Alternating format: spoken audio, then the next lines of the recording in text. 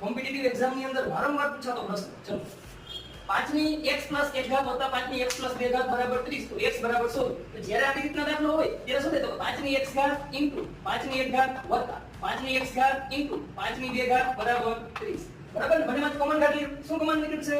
5 ની x ઘાત બચ્યું શું? 5 ની 1 વત્તા 5 નો વર્ગ બરાબર 30. ચલો 5 ની x ઘાત 5 ની 1 ઘાત એટલે 5 5 નો વર્ગ 25 બરાબર 30. હવે બંનેનો સરવાળો કરી લ્યો. 5 ની x ઘાત 30 બરાબર 30.